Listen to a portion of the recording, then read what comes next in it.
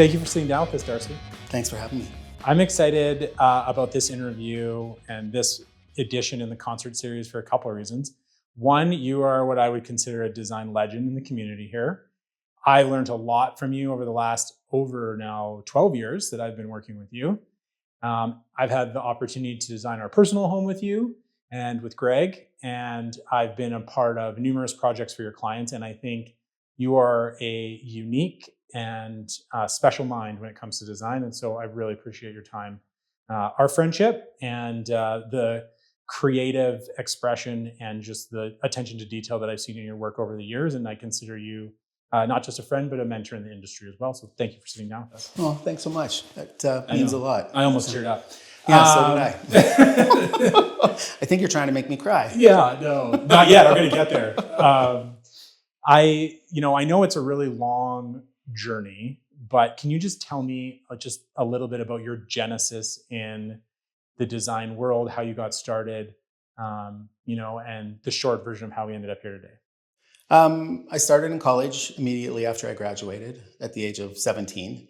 And I was planning on going to university, but I was lucky enough to get a job at a high-end residential firm shortly after I left college. And so he became my university education. And I stuck it out there for 13 and a half years. Wow. Kind of learning the ropes and all about the history of architecture and the styles and where they came from, to really take true inspiration from the style of the home as opposed to just kind of pulling it from wherever, and really understanding the shingle style and the Tudor and the French country and kind of the elements of it that, originated and where it came from. Very cool. And so after that, for 13 and a half years, I went out on my own and just have been designing houses ever since. And there have been some really cool and unique properties that I've seen you design, and I am always just astonished at the level of detail that goes into your drawings and inspiration and the schemes and the overall cohesiveness. I have said this many times, I've never seen somebody freehand a concept like I have with you.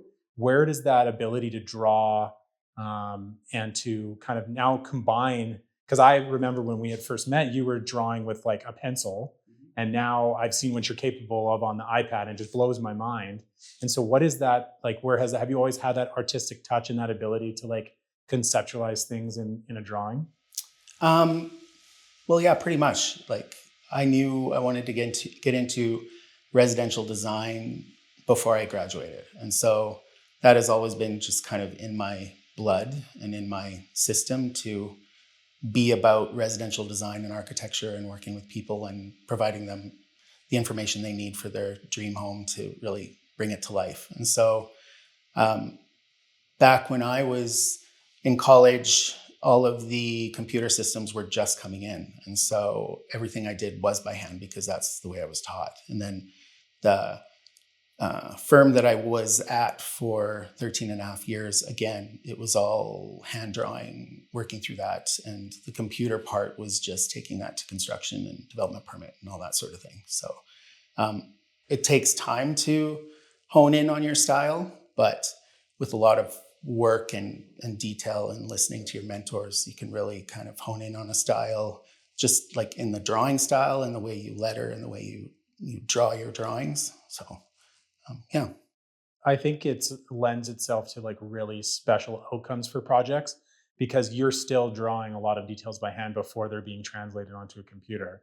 Whereas a lot of people we see in the industry and just in general are starting on the computer and that's it. Yeah. And so I think there's like a certain level of creativity or warmth or character that comes with starting by freehand, whether that's being done on paper or on an iPad, but by actually putting, pen or Apple Pen to paper. Yeah. So what I'm finding right now is like over COVID, I transitioned from strictly hand drawing on sketch paper to the iPad in combination with a program called Procreate that brings kind of the planning and the elevations and kind of the rigid elements of design in combination with SketchUp on iPad. So I've honed my skills on SketchUp as well, which has really helped because now I can 3D model things as I'm working through the design and start adding detail and just kind of working through all those things. So it's kind of interesting to see how it's all progressed from, I felt like a dinosaur, to be honest,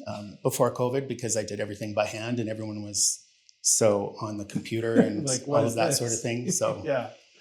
but yeah, it's felt like a really easy transition to kind of work from there and slide into it. I mean, there was a huge education process, and I'm still learning so much on these programs. And I've signed on to a university program to learn more, but you never stop learning, to be honest. So, yeah. And I think, again, even just watching you iterate over the years and seeing the quality of the work now, I'm always, super impressed. Not a lot of people know this, but well, I think we've talked about it before, but we actually designed the Black House with yourself and Greg. And so, Design Lab and then Date Art and Design. So did the architectural design, the interior design, and almost all of the furniture design as well. And then we just kind of bolted on at the end in terms of like products and doing some of the rendering, but working off your drawings. And that, project is obviously extremely near and dear to my heart and is one of our, crowning achievements. I've seen you go through that process a little bit with other clients as well. So just tell me, like, how does that relationship between Design Lab and Dade, one hand washes the other? I know there's a lot of like creative kind of cohesiveness between the two elements. And then what is the rumblings I hear about a potential rebrand to a new sphere under design worship potentially. Yeah. So there's some really cool stuff coming, but just talk to me about that kind of cohesiveness between your guys' partnership and co-creating. Well, in doing residential architecture for so long, and then realizing how interested I was in the interiors as well, I just started talking to some of my clients about helping them with the interiors as well as the architecture. And that really stuck with a lot of my great clients. And that developed into something even more, where Greg was really intrigued by furniture design and style. And we were going to tons of like International Contemporary Furniture Fair, and we've been to Milan, to just be inspired by all of these lines that are all over the world that are just incredible. And so it's all just become this kind of connected team. We're so small, it's so easy for us to get busy, but like, it's just Greg and I and three other people on our team. We keep it really small and tight, but Greg's always seeing what's going on with the architecture, so he can kind of understand, where we're going and how the floor plan looks, but also really gets to know the client like I do, so that as we potentially move into interiors, we can kind of all work together on that. And he's already thinking about where we're going with it. So. Right. And it is really that like truly custom, like thoughtful design process from start to finish. Like even in this incredible home here, all of the interiors were designed, sketched by hand in some capacity. And like literally down to the 16th or 32nd throughout this beautiful home. And, when you have that much energy and attention at the front end, and you start talking about what the finished product's going to look, I think it just translates really well. So I can understand, especially if you have a small team and you guys are so close and working so closely together, how that comes together.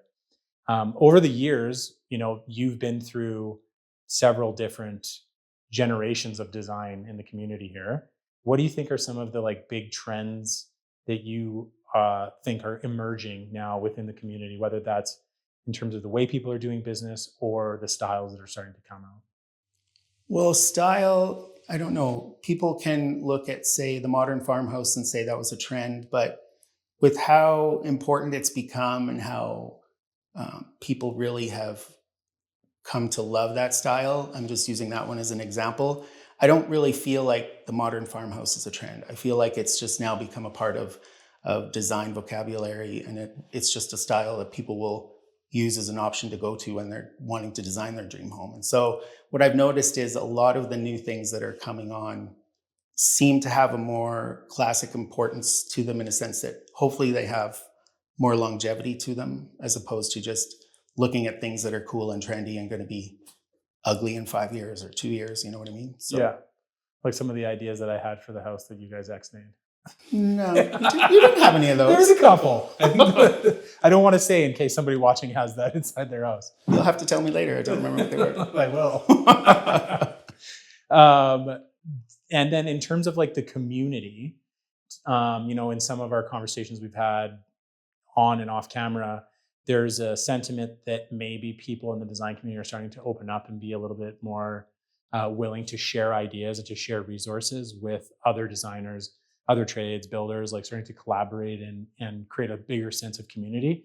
Do you find that that's something that you've seen compared to where the industry was 10 years ago or 15 or 20 years ago? No. No. It's the You think it's Maybe status quo? Maybe with the new gen. That's a hard question to answer because we get into our tunnel vision of focusing on projects, and I can see how not being part of the group or part of the team and collaborating can be so easily there, because for us, we're so small and we get so focused on projects, it's like the world passes us by. So, Right. Yeah, if that makes sense. It does. That being said, you guys do have a pretty big following and community built around you. Any event that we've ever been to of yours, and anytime I ask somebody in the community if they've heard of you guys, the answer is like always yes, and they're awesome. What do you think has led to that over the years? If it's not being immersed in the community, you think it's just by doing like, caliber, quality, interesting work?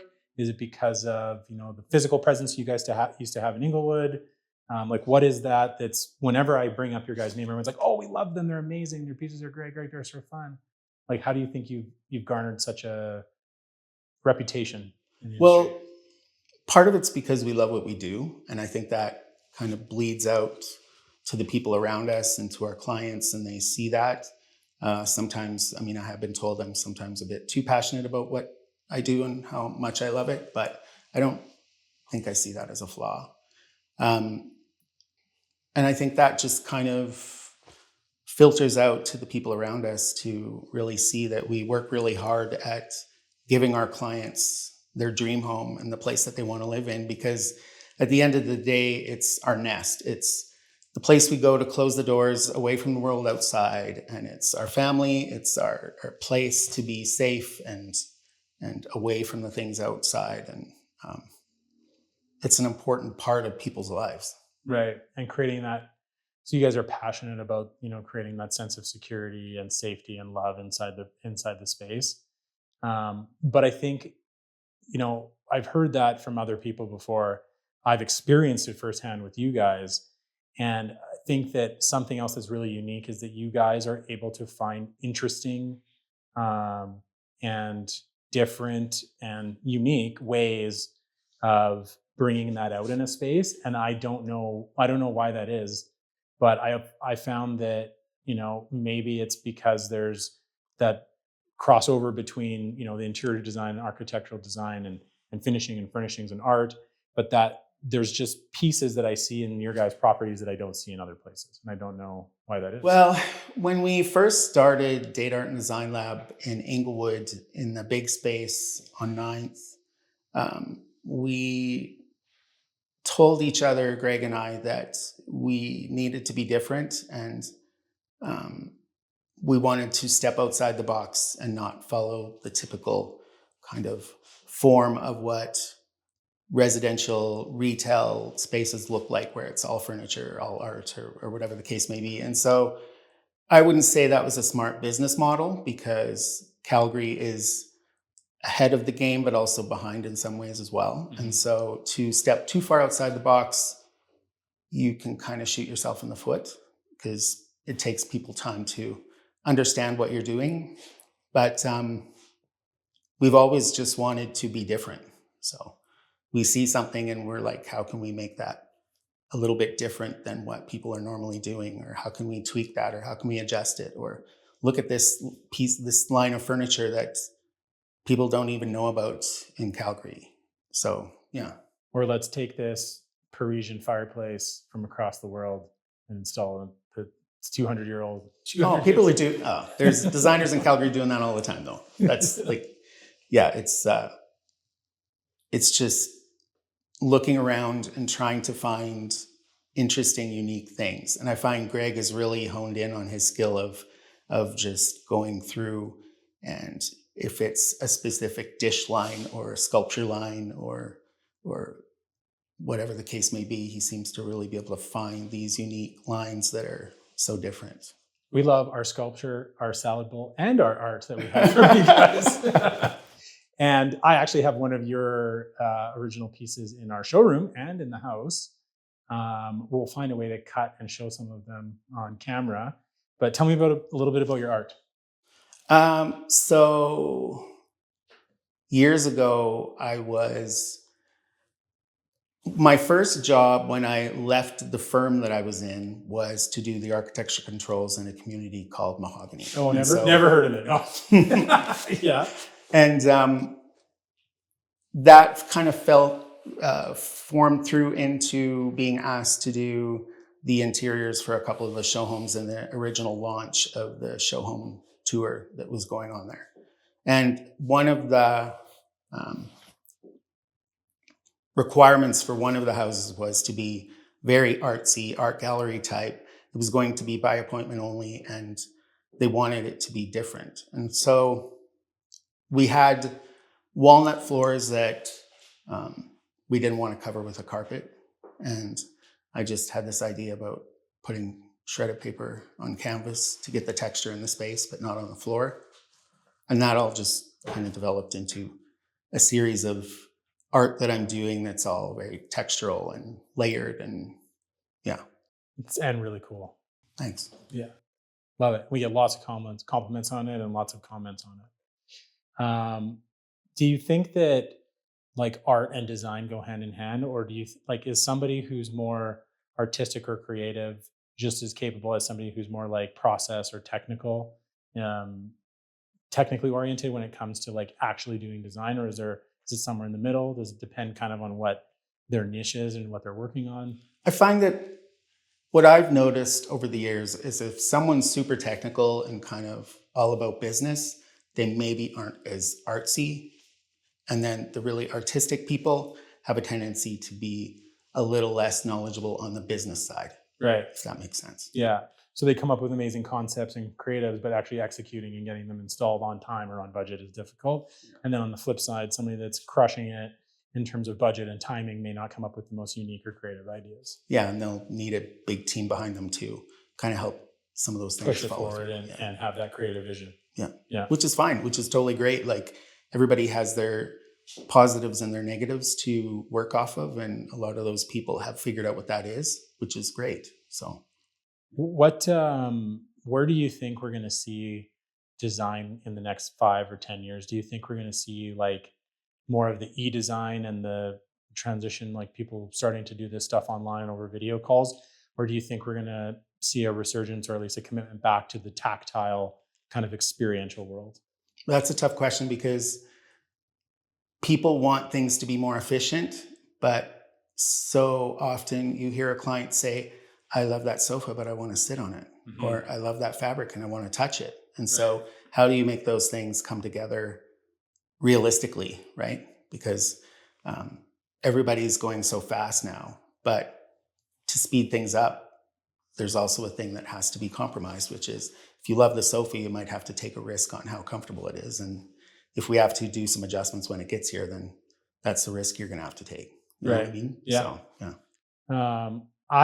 I'm hoping that it goes towards the tactile world, just because I think, as everybody's doing renderings and AI and e-design and focused on efficiency and speeding up, I really do think that it's a disservice to the industry, because so much of what the experience of interior design and construction is this, right? Being in the middle of a construction site, the smell of the wood, seeing how that drawing is actually coming together, walking through a space and then pivoting and saying, no, we need to extend this wall or cut this wall back or open that opening and order a bigger window or whatever it is. And I just don't think you can get as high caliber a finished product without a tactile experience. And that's why I started by asking about drawing, because I honestly think that that's something that's really unique to your guys' process, is seeing that from concept in the mind's eye to paper to digital format to site. And I think that step of going through, and hand sketching and putting consideration and changing dimensions and colors and stuff gets missed. Well, it gets missed, and it's so important, because when you're on a job site and you're looking at some millwork or whatever the case may be, and you're all of a sudden in the middle of something that was overlooked or something that was changed on the drawings, and now you've got a structure that's different, you have to be able to jump on those things immediately. Like, you can't just walk away and say, I'll be back in 2 days and figure this out. Like, it's so important to be able to capitalize on the time that you're there, figure out what's wrong, figure out how we're going to fix it by sketching, designing, working with the client, working with the builder. It just really is important as part of the process. And in that kind of world of process, do you have a preference for working with like a builder or contractor or an individual client? Well, they go hand in hand, because usually if an individual client comes in, we help find a builder. And usually, I mean, it's give or take. Some clients come with a builder and some we have to find a builder. Gotcha. So they really go hand in hand.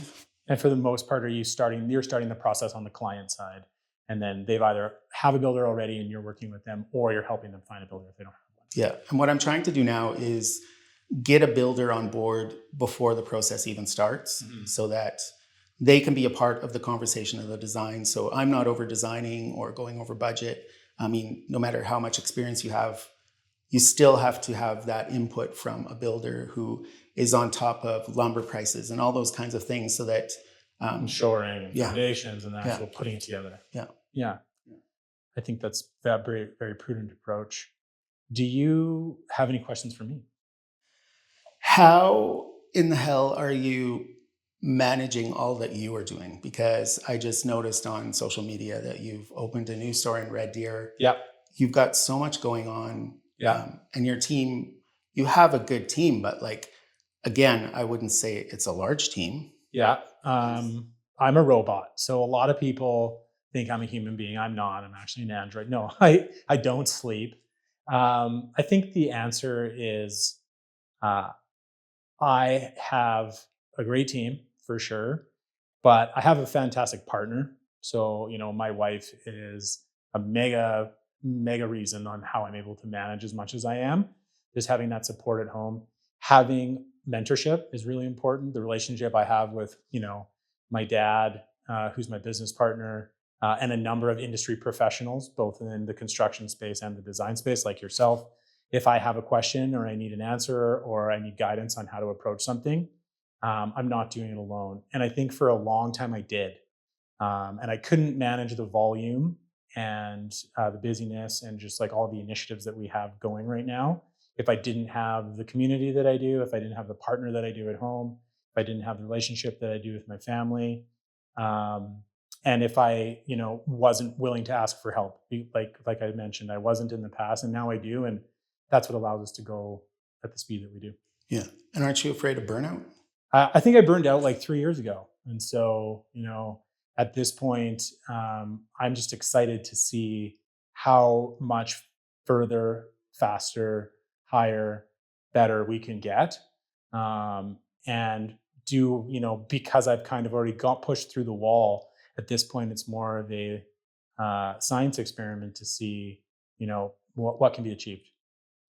Yeah. And how do you deal with the fear of failure, or is that even a part of your brain capacity? Like, everything's just always going to work? Yeah, I don't think it is. And I think the reason why is that, again, I just have supreme and utmost confidence in the people that I've surrounded myself with, that we would figure it out, we would pivot, we'll find a solution, whether that's on a project or with the business or with a client at an individual level. I just think there's always a solution and a path forward, and it's just about finding that. And that, ultimately, that belief in yourself and not letting anyone tell you that your dream is not possible is just one of my core values. Yeah. Well, and the idea of doing like these videos and bringing on someone who's an expert on social media. I mean, I don't know how to do social media, but also work at the same time, because to me, being consistent on social media is a full-time job. Right. And so I think maybe you realize that, which is why this whole program has kind of come about in your business.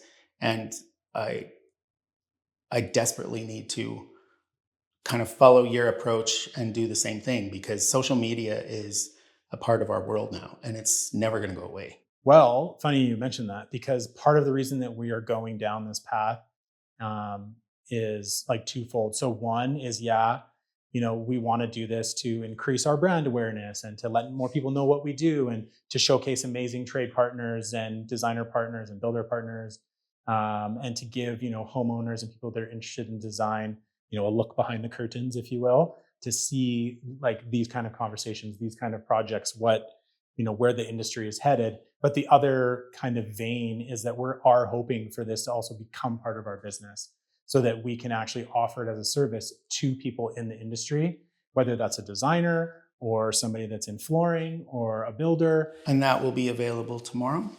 I think it'll be Q1 next year, is the plan. We're close to putting a program together. But I think, in looking at the way that lots of social media marketing agencies or production agencies or marketing companies run things, it's very much, not niche down. And it's like, whether you have a plumbing company or a dentistry practice or a chiropractor or a home builder, we'll take you on as a client. And we want to focus just on design and construction companies. So, I've said before that like my real passion and interest is in helping the industry move forward, helping people in the industry move forward, and ultimately for designers, builders, contractors, and other trades and retailers to learn from my lessons and experience, and to help them in any way I can. Because that's what, really what I want to be doing. And I think what Sonata is evolving towards is more than just, a products company, is we want to have the services side to the business as well. That's amazing. Yeah. Plus, it's just like really fun to sit down and shoot the shit with some of my favorite people. Is it though? Yeah, it's great. Where do you see the Dade Design Lab Design Worship? Where is your guys' sphere? What does it look like in 2 to 5 years? So we've kind of made a huge transition. We sold our loft in Inglewood. We're resetting up shop downtown in the Beltline, Lower Mount Royal, with a very small pied-à-terre apartment that will showcase one brand of Moroso. Beautiful, beautiful, well-made furniture. Italian, right, Greg?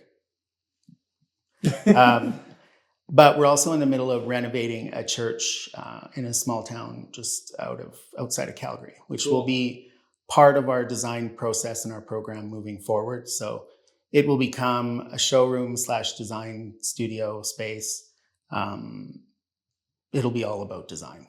Amazing. I cannot wait to see that. Yeah. It's really cool. The loft was incredible. And I've seen the apartment, the sneak a peek.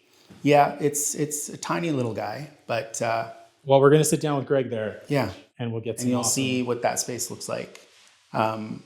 We have some tweaking to do there and just getting it settled and right and get our new order of Moroso stuff in for the showroom.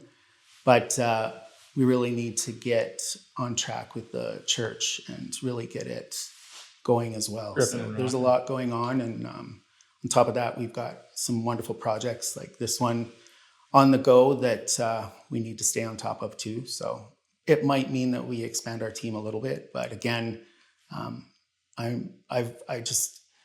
when I left the firm I was at, which was realistically the only job I've ever had, there was a really large team there. And I noticed a loss of connection to design from some of the higher ups, not being there to design, but to bring in the clients. Right. And so when I left there, it was kind of one thing that I said to myself is if I ever lost access to design or the ability to be there designing because I was running around looking for clients, I would lose the love of my life. And so it's kind of why we've stayed small, because the more people you bring on as a team, the more things are going on administration-wise. And I wanted us to be able to focus on design and my brain to focus on design and just, be there. And so it may have been a mistake business-wise because I see a lot of designers who've expanded like crazy and they've got a team of 15 and they're killing it and they've got projects all over the world and that's wonderful. But I don't know, I'm happy with our little niche that we've got going on where Our clients are also drastically different, and the projects are also drastically different stylistically, and just the people that they are and the way they live. So, And it's turned out swimmingly from everything that I've been involved in. And, we can't showcase the whole house here, but this is a really cool property. yeah, this has been a dream. The clients are like family, and um, it's just been, I don't know. Greg and I talked so many times about our dream project and what that would look like, and I would have to say that This is it. is the epitome of that. Amazing. I'm really hoping that we'll get the opportunity to do some photo and video at the end, and showcase what you guys have accomplished here, because I think it's really cool. So let's make sure that the builder and the client pencil that in. Our client, she's threatened to start a YouTube channel On the and house? do some stuff out of the house. Sweet. And so we're curious to see if that actually pans into something. She is an amazing person, and I could see her making that happen. So Nice. yeah. Yeah, it's one of the coolest, most detailed projects that we've ever been involved in, and I can't wait for people to see it. In design and in business and in life, there's wins and there's losses, there's failures, there's successes. What's a story of success for you over the last 20 years of being inside the industry? 30 years? I graduated in 92. 30 years. Started 93, so yeah. Yeah. So in the last 30 years of being in the industry, what's a story of success and what's a story of failure or a challenge to overcome? Well, the success I would see as building a business with my partner, because it's tough and relationships are tough. Yeah. And so to bring two people together that start in a relationship, but all of a sudden are throwing themselves into a business as well, can really do a number on you. Can be challenging. And we're still together and we still love each other very much. So that would be a big success, in Yeah. my opinion. I would agree with that. We do argue a lot, but we're there for each other. And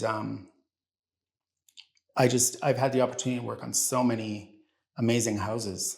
When I go back and look at my portfolio, there's just so many successes, and the ability to have followed through on so many different designs, from super modern to traditional shingle style or Tudor or French country. Like it's all in portfolio. And that's something I'm super proud of, because they all were really successful projects. So Yeah. What's a story of a challenging time or a challenging situation you had with a client or with a project that you overcame? Well, I would have to say that it would be kind of along the lines of, I was blessed to have had a long run for years of amazing clients and amazing projects, and things went just really well. And then there was this one year where I just had a couple projects that the clients just, we weren't on the same page. Yeah. We weren't feeling it. Not aligned. Things weren't really going the way I was used to, and I wasn't prepared for that. So that really threw me off my game, because I was so used to everything just kind of not working seamlessly, but just being used to one way that the design would work, which was we create a design, we work through the kinks, we tweak things, we kind of make it all perfect. And there was just a couple projects that I just couldn't make do that.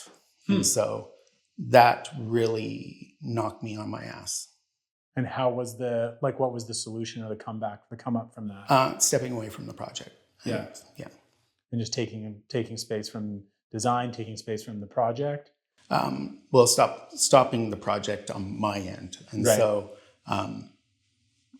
there was nothing I could do to bring cohesiveness and happiness to the relationship. And I just didn't want it to create suffering for either of us any longer. And so it was about stepping away. And recognizing that you needed to step away for the project to continue, and for your own sanity and mental health and business to continue to flourish and to grow, right? Mm-hmm. And I think we've had that conversation with builders and designers where, sometimes people aren't willing to let go if they're not aligned. And I think it's courageous and it's hard, because, you want to do right by people. You want to please everybody. You want to see your design baby come to fruition. Yeah. And so I can understand how that would be a challenge for sure. Well, it was super hard because my confidence level was here, and I just trusted myself to be able to work through any issue or problem that was coming along in design. And then all of a sudden I was questioning everything and my ability, and like my confidence level dropped drastically. And I don't know how you prepare for that. I don't know how you get your mind to go in that direction where it's like, okay, everything's going well, but you need to just kind of be prepared. What are you going to do if something goes sideways with a client? And I think maybe that's important for people to think about is sure, you've got a lot of great clients, but nothing's perfect. Things will always kind of, or not always, but something may come well, along. In design and construction, something's going to happen. Yeah. And then being prepared for that, and the fact that you might not have that fit with the client. And you might not be able to make that fit work or figure out how to pull it together. And that's when you really have to decide how you're going to handle that, or you're going to step away. It also made me feel like in a small industry like Calgary, you worry that your reputation gets damaged or something like that, if you know what I mean. I do. And I think like, it's not even, a specific market like Calgary with, the way the internet is now and Google and social media, that's a real concern. And again, I think not just designers, but builders, trades, anybody who runs a business will say like, oh, I'm scared to tell the customer they were wrong, or to push back, or to, terminate the relationship because of the blowback for my reputation, whether that's in the community or online. So 100% something that, is to be considered. But I think doing the right thing and, protecting ultimately yourself and your business is what has to happen. And I can say firsthand, we know that didn't happen with you, because you're still one of those people that I would consider a leader in the industry, and somebody that I look up to, and I know a lot of other people do too. Thank you. The one thing to think about if you have to step away from a project is how you're going to do it as well. You have to do it in a way that doesn't insult anybody or hurt anybody's feelings. I mean, parting ways is always going to potentially do that, but and that's one thing I haven't figured out yet, is how to, through those few projects, figure out how to make that step away work and not come out of it with somebody feeling, like they got the raw end of the deal. Yeah. You guys, the builder, homeowners, were gracious enough to let us shoot this here today, so we could showcase just, how cool it is, some of the unique features of the home. Like I mentioned, I'm really excited, and I hope they're going to let us do some photography and video at the end for you guys. But if you had to pick one or two features of this project that are like the most meaningful or the most unique or the coolest, what do you think they would be? It's tough because everything's so interconnected in this house. Like the molding details followed through on some of the millwork, and that carried through on the face and the paneling. I would have to say, like, the millwork on this project has been the most insane and intense package of millwork I've ever done. And I don't think there's any part of this house I'm not proud of.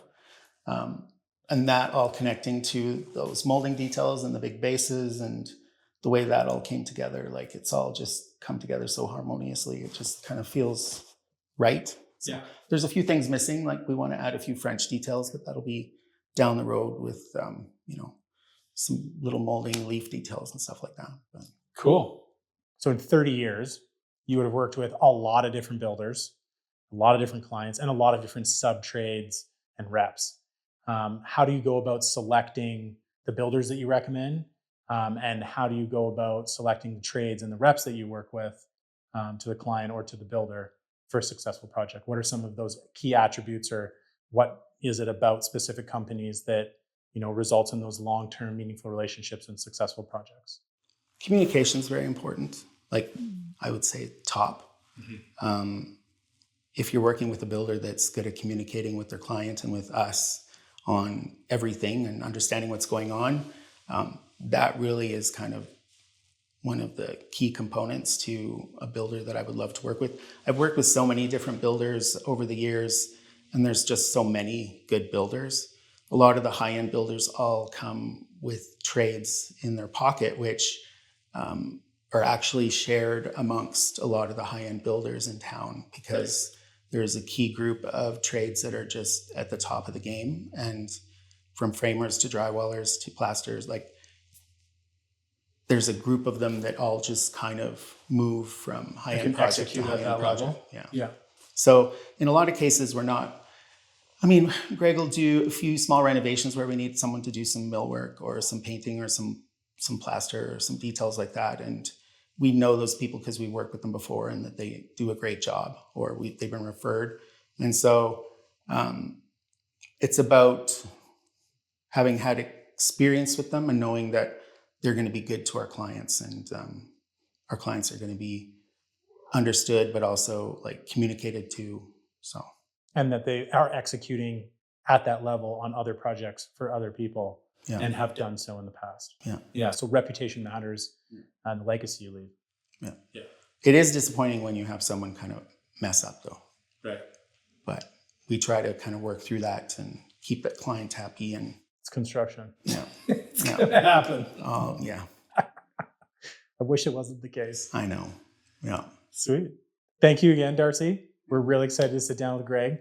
You'll have to make a cameo when we're at the apartment. And like I said, love you, appreciate you, love everything that you have done over the years. And love you too. Thank you again. Thank you. Sweet. That was a good one.